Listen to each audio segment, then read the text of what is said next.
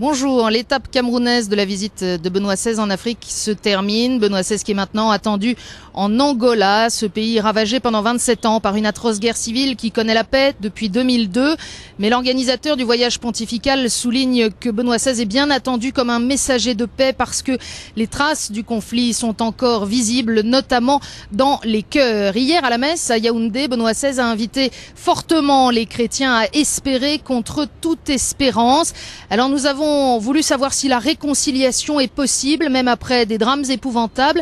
Écoutez la réponse de Monseigneur Simon Ntamwana, il est l'archevêque de Gitega, au Burundi.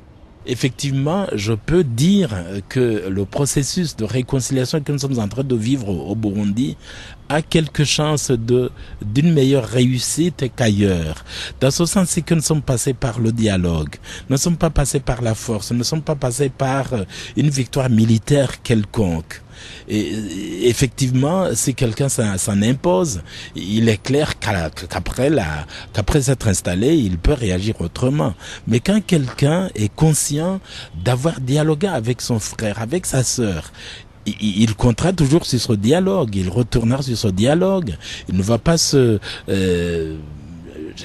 décourager parce que l'autre est en train d'hésiter. Il va plutôt retourner de nouveau à la même tâche, celle du dialogue. Et j'espère que même les autres peuvent sûrement apprendre de cette expérience.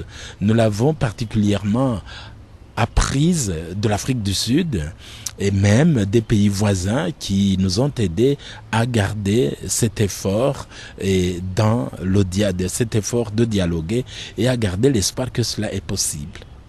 Monseigneur Simon Ntamwana, archevêque de Gitega au Burundi, avec ce fort témoignage que la réconciliation est possible. Elle a été possible aussi en Angola, qui connaît maintenant la paix depuis l'année 2002. Les tout premiers rendez-vous de Benoît XVI en Angola, ce sera d'abord la rencontre avec le président de la République et puis tout de suite après, la rencontre avec les évêques pour cette fin d'après-midi.